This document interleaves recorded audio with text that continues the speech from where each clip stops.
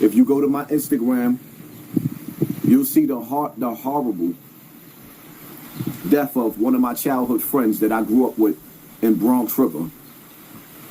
And y'all see the title. The title and the topic of this live is "The Streets Don't Love Nobody." The streets got an expiration date. The streets don't love nobody. In this live, I know I'm going to piss a lot of dudes off with the ugly truth. Because in the hood where we come from, they promote and sell us these street corners. They promote and sell us these street corners, knowing that these street corners have an expiration date. So, with that being said, are you not entertained? Is this not why we here? Yeah, this is why we here. Summertime ain't even make it here yet. My little man's got murdered. He got his TV turned off. He got his snot box rocked. Nobody's exempt from getting a snot box rocked when you end up on snot box TV. Now, I should have been on snot box TV doing this. There is no nice way of saying he got his TV turned off. There's no nice way of saying that. The truth of the matter is, I created Snotbox TV, and I created these slogans to bring awareness. Because certain things you can't say, and certain titles you can't use in Satan's algorithm. So when you say certain things in Satan's algorithm, it starts getting real funny. But I didn't come here to spare anybody's feelings. I want y'all to look at the video on my Instagram so y'all can understand the message that I'm giving you right now. On Father's Day, right?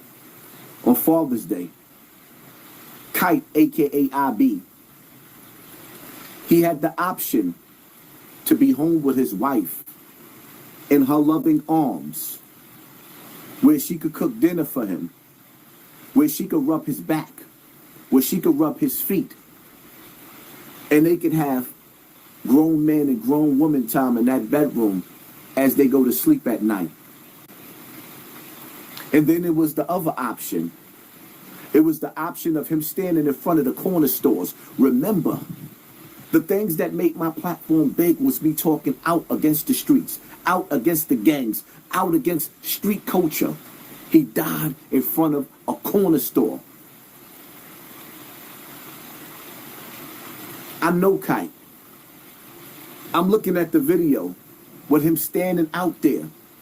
Everything in his spidey senses, in his guts, told him to leave. He had warm sheets, the embrace of a woman waiting for him at home. But he chose to ignore the feeling in his guts. Even his wife told him, something don't feel right, stay in the house. He didn't listen. He didn't listen. Just like a lot of brothers that's not here right now. We didn't listen to our woman's intuition. We didn't listen to our spidey senses. He felt something wasn't right. When you see what they back inside the bodega store, where they peeking out to the street as if they knew death was coming around the corner. They felt death around the corner and still stood there to see if the angel of death, the Grand Reaper, was going to keep it moving. No, he made that stop. Now we sitting up here talking about rest in peace. And to all of you people talking about, why would I put that video up? So that the people that can love him could see what went down, what took place. First and foremost, his wife told me I could keep the video up. She's cool with it. That's number one. Number two, the video was already up on a bunch of different platforms. But I'm telling you something. I have a video in my phone of what you didn't see that's on my Instagram page. And it's horrific. It's the most horrific thing that you can see.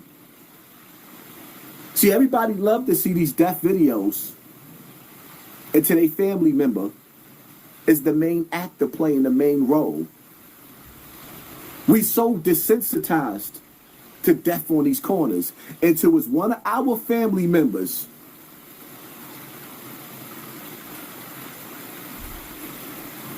see that lottery. When you sit up there and you remain silent and ignore the evils out in the streets, death is going to come knocking at your door one way or another. Now, the thing about it is are you going to rise to the occasion and bring awareness to these situations, or are you going to ignore it? In Bronx River, oh my God. See, you want to know the funny part about it is, right? When Kite was sitting right here, you see those pictures with him right here in my house and right there in my shed, you know what he told me? He said, you know why I don't go to Bronx River? He said, because I hate them phony people out there. This is what Kite felt about Bronx River. He said, I hate them people out there. He said, because all of those older dudes, when Kite was young, Kite was outside selling crack like at 12 years old. He was outside selling crack at 12 years old. So what does that say about the dudes that was outside and all the people outside right now? See, this is the thing about shit. There was times when Kite called me and borrowed money from me. How about you niggas in Bronx River? After y'all used and abused him, was y'all there? But now that he's dead, y'all gonna throw him the biggest party that he's ever had in his life. Now that he's dead, see, this is how funny people are. Now that he's dead, Bronx River is going to give him all the love that he's been looking for his whole life. Just imagine if he got that love when he was alive. Boy, are y'all hypocrites. Boy, are y'all so full of it. See, I've been making these videos and talking about murder, death, kill of a black man since I've been on YouTube. So y'all can't sit up there and say, oh, he's just doing this for likes and views. Why? Nobody knows Kite. And obviously the streets didn't love him, because that's why we actually doing this video. Because the streets gave him his expiration date. The streets gave him his cancellation. The streets, the same corner that he was standing in front of, got him looking for Geico. Now his family has to make sure that they have life insurance to put him in the grave. The streets don't love nobody. Streets don't love nobody. And the hood only loves you when you dead and gone. Let me tell y'all something, man. If you're going to be outside, this is where y'all going to get y'all wake-up call with Hassan Campbell. I didn't come here to entertain you. I came here to wake you up. If you plan on being outside this summer, here's some of the things that you're going to need. If you're going to be outside this summer, get yourself a gun. Make sure you have extra bullets. If you're going to be outside, get you a bulletproof vest. And see, I'm going to tell you something. Me and Kite got shot the same way. If I had a vest on, I would have still been shot. Kite had a vest on, he would have still been shot, because the way Kite got hit, the bullet went up under his underarm. The way I got hit, it went through my shoulder and into my body, through my body cavity, up under my underarm. So either way, this is what I need for y'all to understand. Which bothers me even more. And the reason why I feel like I'm here, because Kite got hit the same way I got hit. His time was up. I'm on borrowed time. I'm going to meet him in the afterlife. But while I'm here, I got work to do. We all on borrowed time. There's no way that I could escape the grave. God spared me to do what I'm doing, so I'm going to do what I got to do. And let's wake y'all up. That's all I'm here for, is to wake y'all up for the final hour. Kite has reached his final hour. He expired in the streets. I'd rather die right here in my garden with the sound of my palm than me going outside on a street corner to be with niggas that don't love me. I'm not going to say them niggas out there backdoored him because I don't know what they had going on. But whatever happened, that dude that came around that corner with that black mask, with that black shirt, with the black pants, he didn't come to play no games.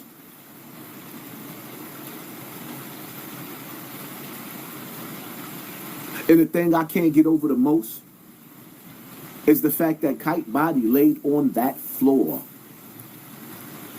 He laid on that floor. And in the video, you didn't see the same nigga standing with him that he went out there to meet. You didn't see that dude picking his head up, wiping the blood off of his face, caressing his head. Nope. He died alone, looking around. Before he even died, in the video, you see him looking back at the door. He's looking at the store. He's looking at the door, seeing if the nigga's gonna come outside and pick him up off the floor and help and aid him. He's looking around. The next video, I'm not posting that video. If I do post that video, y'all gotta see that on my Patreon. Out of respect for the family, that video was way too graphic, but it's on the internet, all over the internet. Keep in mind, I'm the last nigga to get these videos. I'm just a bigger personality. So instead of dudes getting focused and saying, yo, we gonna go out there and find whoever did that, nope. Y'all slandering and y'all passing my name all over. Hassan Campbell. I know y'all jealous of me. I know y'all jealous of me. Y'all don't like me. I don't like y'all neither. The funny part about it is some of y'all, like, I done seen so many of you dudes get shot the same way. In the same way y'all got shot, niggas left y'all on the floor too. But y'all back on social media, posted up on the block like y'all tough. Instead of posting up saying, yo, these streets don't love nobody. Why you want to hug the block that ain't going to hug you back? Why do you want to hug the block that ain't going to hug you back? The streets don't love nobody. Nope.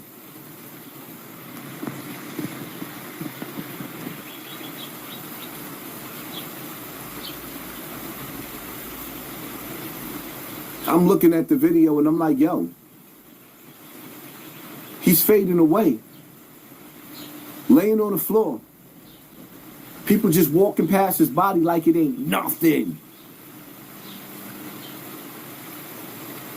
And I'm just saying to myself, how is this boy dying on the floor like that? And the dudes that's with him ain't standing over his body like, don't go. You know, like when you watch Menace to Society, they said, don't die, Kane. You know in the movie, when you see Old Dog, don't die, Kane. You don't see his man crying over him. You don't see his man encouraging him to fight to stay alive.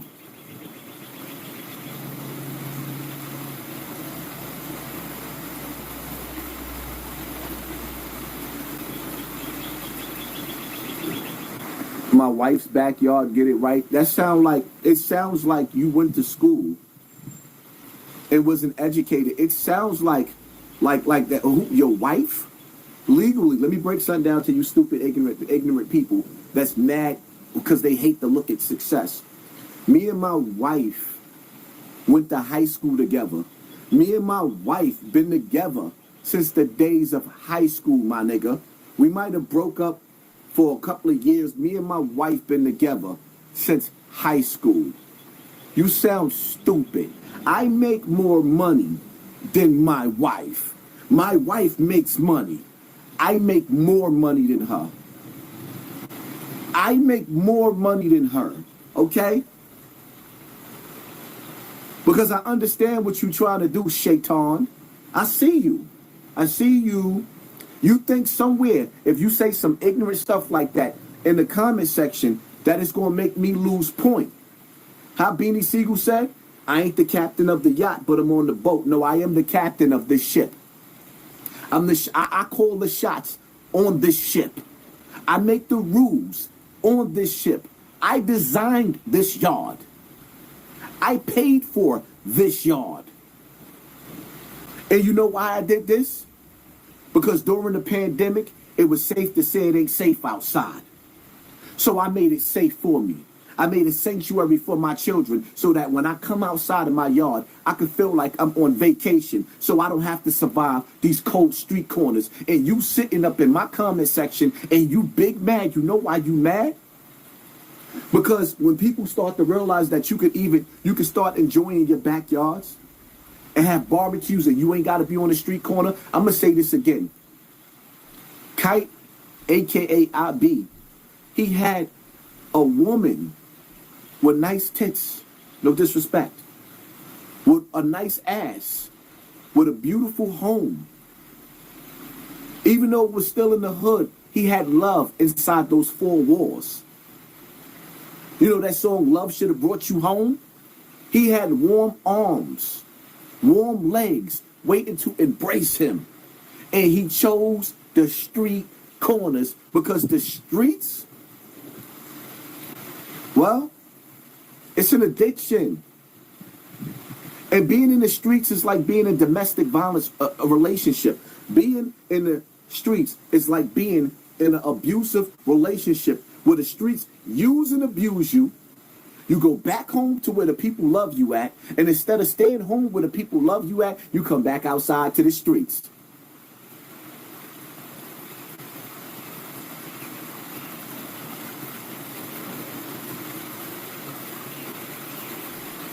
Yes, it's a mental challenge. They call it keeping it real. Yeah, it's a mental challenge. They call it keeping it real.